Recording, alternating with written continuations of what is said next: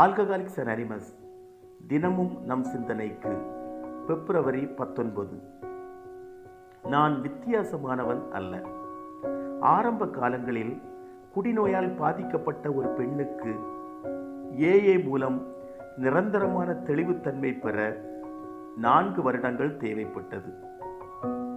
எங்கள் அடிமட்டம் சற்றே உயர்ந்தது என்ற கருத்தை போல பெண்கள் தங்கள் வித்தியாசமானவர்கள் என கூறிக்கொண்டனர்.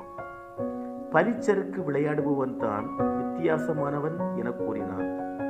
இதையே இளைஞர்களும் தொழில்நுட்பர்களும் பணக்காரர்களும் ஏழைகளும் மதவாதிகளும் நாத்திகர்களும் தங்கள் வழியில் வெற்றி பெற்ற அனைவரும் கைதிகளும் கூறினார்கள். இன்று இவர்கள் எல்லோரும் இன்னும் பலரும் தங்களது சக்தியின்மையை ஒப்புக்கொள்ளும் போது குடிநோயாளிகள் அனைவரும் செயல்பாடுகளில் எவ்வளவு ஒத்திருக்கிறார்கள் என தெளிவுடன் தங்களுக்குள் பகிர்ந்து கொள்கின்றார்கள். ஏஏயில் நான் வித்தியாசமானவன் என கூறிக்கொள்ள முடியாது. நான் அவ்வாறு செய்தால் பிறரிடம் இருந்தும் இறைவனிடம் இருந்தும் என்னை நானே விலக்கிக் கொள்கின்றேன்.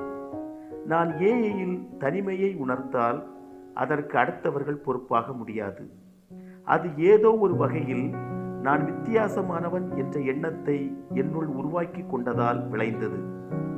இன்று உலகம் முழுவதும் விரிந்துள்ள ஏஏ என்ற அமைப்பில் நானும் ஒரு குடிநோயாளி என்று அறிய எண்ணத்துடன் அதன் வழிமுறைகளை கடைபிடிக்கின்றேன். நன்றி.